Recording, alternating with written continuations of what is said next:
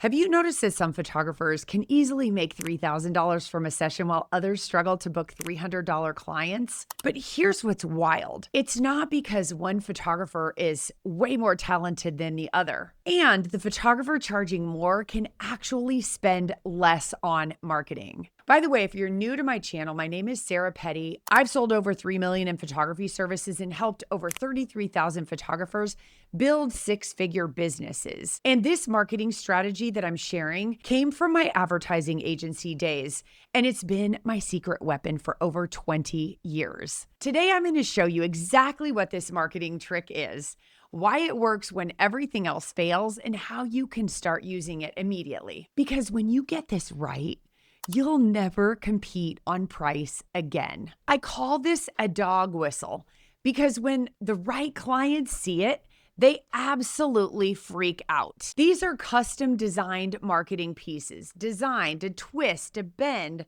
to turn, to have all of the interaction that can possibly be garnished from something that people hold in their hands. They're packed with emotional words and stunning images, not full of pricing discounts or pushy sales language. And I learned this completely by accident. When I was the marketing director at an advertising agency, we would create these elaborate pieces for our clients. And by mailing them out, our clients would be getting better results than their competitors. Our strategy was solid. The design was strong.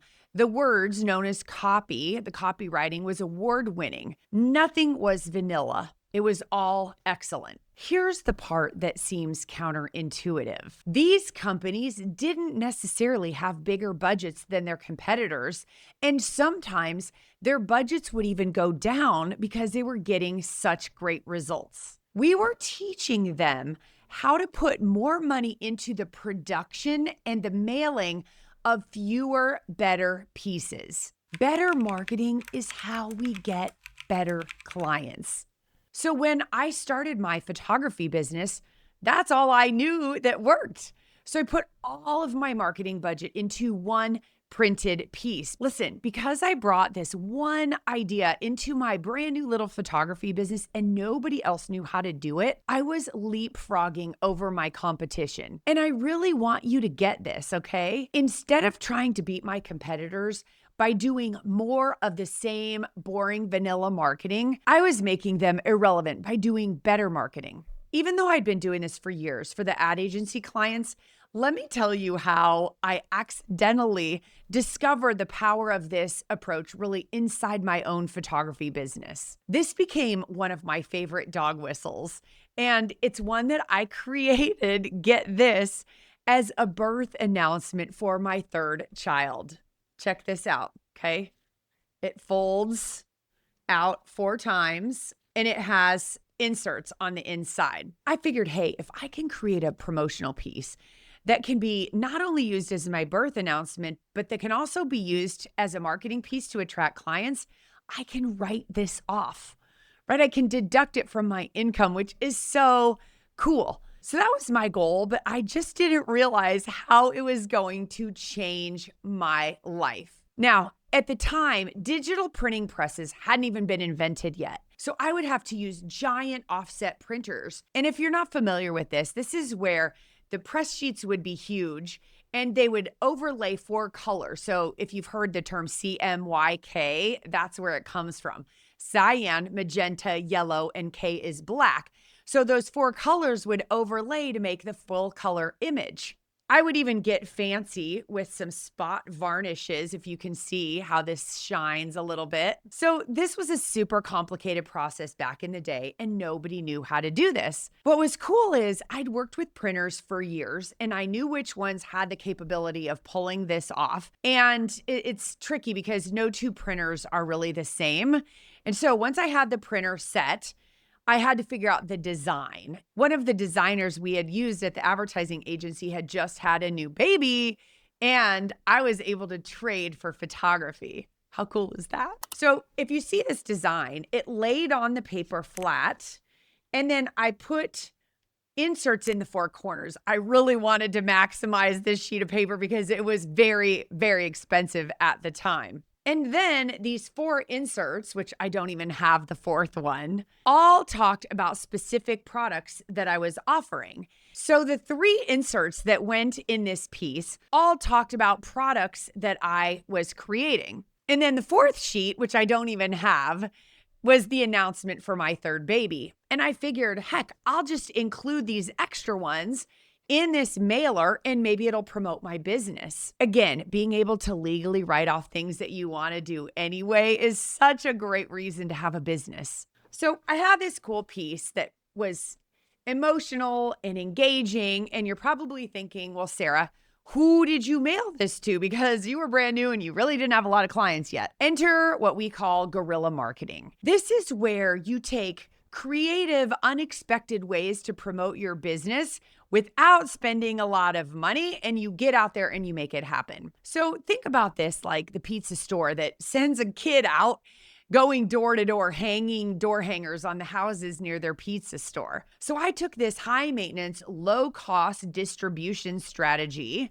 I wasn't going door to door with a coupon, but I changed it to reach an upscale audience. Here's what I did. I wanted to be known as the it baby photographer in town. So my strategy with this piece was to target new moms. And I was thinking, well, hey, the newspaper at the time would publish every day in the newspaper all of the new births. It would say something like Joe and Sarah Petty had a baby yesterday. It would give the date. It would say her name and a few details. And I thought, oh my gosh, I want these people to get this not inexpensive mailer into the hands of these new parents. This is where it gets guerrilla. Every day I would tear those new births out of the newspaper and I'd have a stack of them. Then about every 2 weeks, I would get out, get this, the phone book, and I would flip through it and I would look people up. Does this date me? I think it probably does. And for years, photographers would say, well, how did you know who you were mailing to? Well, listen, it wasn't 100%. I could some days find 80%, some days 30%. And most of the time I was guessing. When I found a name that had both people's names, or sometimes it was just one name, I would send them this dog whistle with a little note. And if their name was Jones, likely I was either guessing or I would just skip that person. What's also neat about this is that I could also target neighborhoods where I knew my clients were likely living. So as you can see, I wasn't doing this in mass. It was very targeted, but my friend, that one piece positioned me as an expert. It attracted people who wanted the products I was showing. New moms would literally come in holding this, saying, I want this. I still sell this product today. They would come in, I'd take them through the process, and they would end up ordering even more. It was crazy because I was starting to create this referral buzz in these little groups of new moms. I think because this piece was so beautiful and it didn't talk about price at all. Here's the new baby that was born. It especially didn't offer a discount. It attracted people to me who valued photography. So that's why I call it a dog whistle. It only brought me people who were gushing on what I had to offer. They weren't price shoppers. This is the funny thing that happened too that was unexpected. Yes, people would call me and gush and say, oh my gosh, I got your mailer. You're the best photographer I've ever seen. And they would book me. But one day my phone rang and this man called me. It sounded like an elderly gentleman. And he said, oh my gosh, that mailer, my daughter got it and I just loved it. Can you come out to my farm and photograph my horse? And I remember thinking, this is why we specialize. This piece just kept working for me year after year after year. Even years later, I reprinted this piece because it kept working for me. Even after the newspaper stopped publishing these new births, I found more ways to use it. Each time it was signaling to my ideal client that we are a match. So now let's talk about how I used this extra stack of mailers to make it rain. While mailing these out to targeted people really launched my business, in the process, I realized something really powerful. People will throw away a cheesy little business card, but they are not throwing this away. For my entire business, I make sure I don't go anywhere without a few of my most recent dog whistles in my purse with me. Oh my gosh, the power of pulling this out when I'm having a one-on-one conversation with someone, it is mind-blowing. There's so much psychology that goes into simply having a conversation with people and saying one certain line, but once we figure it out, we know we can do it over and over and over again. Let me give you an example. I always make it a point in a conversation with someone to find out what it is that they do for a living. And I don't ask it in a snooty, judgmental way, like, so what do you do for a living? But I ask it in a curious, kind of get to know you way. So they'll answer it. And then usually, and basically to be polite, they have to ask what I do. And then I explain, well, I'm a photographer, but I'm a very different kind of photographer, which makes them usually ask a few more questions. At some point, I'm explaining what I do, how I'm different. And a lot of times they'll say, oh my gosh, we need family pictures this fall. Or they'll say some reason that they might want photography and they'll ask for a business card. And it's kind of nice that I can say no, because then it doesn't feel salesy like, well, here, let me give you my business card. But I'll say, you know what? I don't. But you know what I do have? We just had this printed, and I'll pull out one of my dog whistles and I'll hand it to them. Here's where the genius is, because I can tell within seconds if this is my ideal client. They'll take it, and one of two things will happen. They'll say, oh, this is nice. Oh, this looks expensive. You keep it. I can find you online. Or they'll politely say thank you and put it in their purse. Or wait for it, they will freak the heck out. And listen, every time I tell this, I feel like I'm exaggerating. And then when it happens, I always think to myself, I wish I had a video camera right now, because what they do, they look at it and they go, what is this, Sarah? Do you do this? I don't even understand. Are these your kids? And I explain, no, these are our client. But when this happens in a room full of people, I can tell by the reaction to this dog whistle, literally who I need to follow up with, because they freak out, showing me that they're my ideal client. What I love even more is when one person walks around the room and shows everyone and is like, look at this, look at this. Literally, I can just sit there and watch as they go around the room. Who I need to go have a conversation with. This is the beauty of this approach. This one little piece itself sorts your prospects for you. The other thing is, this works beautifully if you're an introvert, my friend, because it handles the conversation for you. This dog whistle identifies who values photography, who values quality, and who else is shopping for the cheapest photographer in town. Isn't that cool? But here's where it gets really interesting. These pieces keep working for you even when you're not there. Most photographers take their budget number and they think, oh my gosh, I can do more if I just use a cheap, poorly designed postcard. And they think that's the same thing, and it isn't. By cutting corners and trying to stretch their budget so they can print more, they're dumbing it down. The boutique profit path framework is about doing fewer things better. And this is everywhere in your business, from the specialty curated products we offer to the strong relationships we have with our clients.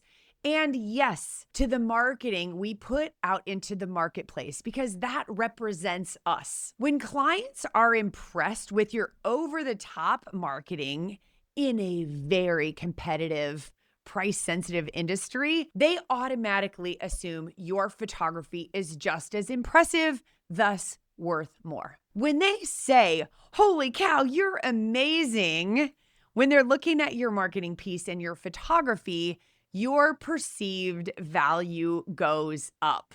So if you're trying to take this idea, take all the magic out and dumb it out until it turns out being a postcard, all you have is beige, which is why I love this colorful idea. Most of your beige competitors will say, well, I don't have a designer, or I'll do it myself. Or that's too expensive. I'll take all of the interesting parts out of it and I'll be able to do it cheaper.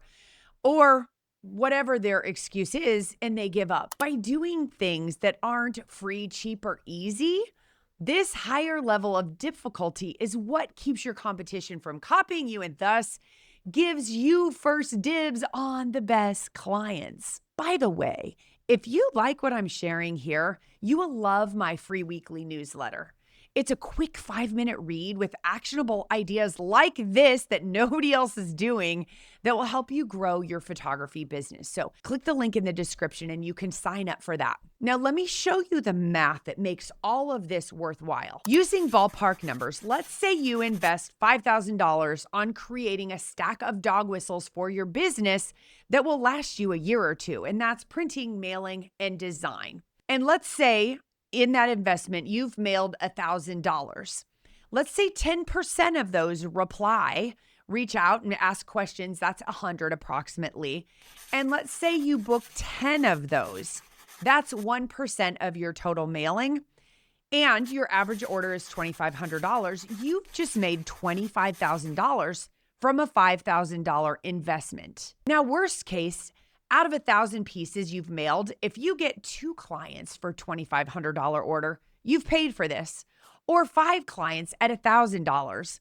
But what I want you to think about and consider is the lifetime value of a customer who comes back every few years and invests more. And consider the referral of 2 of their friends that should come at the end of every session. All of those things contribute to the return on investment that you're going to get. So let's talk about, well, Sarah, how do I make it rain when I got a drought in my business by using these extra dog whistles that I've had printed? Now, like I said, on its own, this piece should cost out.